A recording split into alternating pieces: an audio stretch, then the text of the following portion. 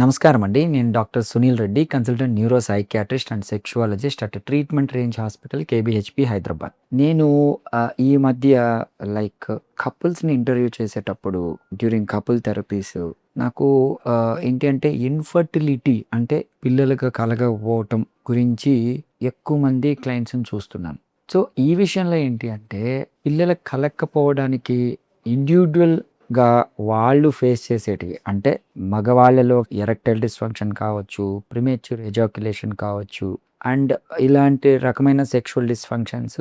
ఆడవాళ్ళలో ఏంటంటే వెజినిస్మస్ కానీ లైక్ వాళ్ళకి పీసీఓడీస్ అదర్ శారీరక సంబంధించిన విషయాల్లో కానీ ఇష్యూస్ ఉండి వాళ్ళు ఫర్టిలిటీకి వెళ్ళలేకపోతున్నారు. ఆబ్వియస్‌గా వీటన్నిటికి ట్రీట్మెంట్ తీసుకుంటుంటారు. బట్ స్టిల్ వాళ్ళకి పిల్లలకి కలగకుండా ఐవీఎఫ్‌కి వెళ్ళమని చెప్పేసి అడ్వైస్‌లు అవి వెళ్తూ ఉంటాయి. సో, నేనేంటంటే బేసిక్‌గా ఇద్దరిని ఇంటర్వ్యూ చేసినప్పుడు ఎవరికి ఇబ్బందుంది, నేను చెప్పిన ఈ లక్షణాలు కానీ వాళ్ళతో ఇబ్బంది పడుతుంటే వాళ్ళని ఆ విషయంలో ఇంప్రవైజ్ చేసి ఫర్టిలిటీకి వెళ్ళడానికి. అంతేగాని డైరెక్ట్‌గా ఐవీఎఫ్, ఐవీయూలు కావు.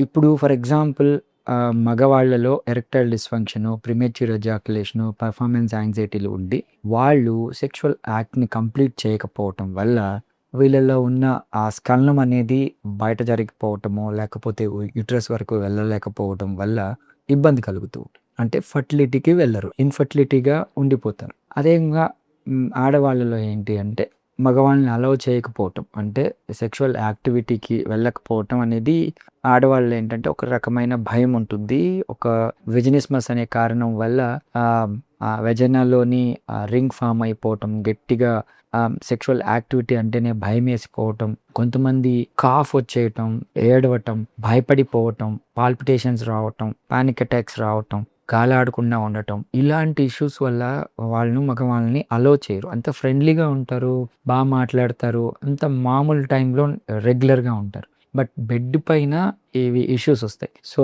వాళ్ళు విడిగానే పడుకోవాల్సొస్తుంది.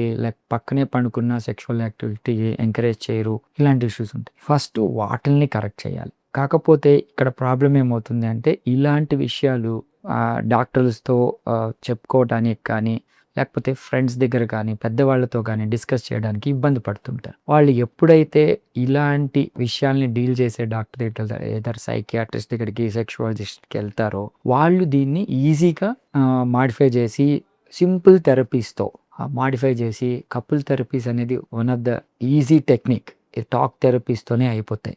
సో, వాళ్ళతో ఇద్దరితో మాట్లాడి ఎక్కడ ఈ విషయం ఇబ్బంది ఉంది దాన్ని కరెక్ట్ చేసుకోగలిగితే వీళ్ళు ఫర్టిలిటీకి వెళ్తారు. అంటే సెక్షువల్ యాక్టివిటీని కంప్లీట్ చేస్తారు. ఫర్టిలిటీకి వెళ్తారు. సో, ఇది ఈజీ టెక్నిక్. అంటే ఏదో మొహమాటానికి వెళ్ళి అసలు ఇది ఒక ఇష్యూ లాగా పరిగణించకుండా నాకు పిల్లలు కలగరేమో అని ఒక ఇబ్బందికి వెళ్ళిపోకుండా ఇలాంటి సెక్షువల్ యాక్టివిటీని ఇంప్రవైజ్ చేసే టెక్నిక్స్‌ని యూజ్ చేస్తే వాళ్ళు ఆ ఫర్టిలిటీ నుంచి, ఆ ఇన్‌ఫర్టిలిటీ నుంచి సెకండరీ ఇన్‌ఫర్టిలిటీ అంటాం ఇది. అంటే ప్రైమరీగా అంటే వాళ్ళ శరీరంలో ఇబ్బంది ఉన్నప్పుడు కలగదు. సెకండరీ ఇన్‌ఫర్టిలిటీస్ అంటే సెక్షువల్ యాక్టివిటీ అసలు జరగదు. ఆ యాక్టివిటీని ఇంప్రవైజ్ చేస్తే వాళ్ళు హ్యాపీగా ఆ పిల్లలతో సాంసారిక జీవితాన్ని బాగా హ్యాపీగా గడపొచ్చు. దీన్ని యూజ్ చేసుకోండి. Thank you.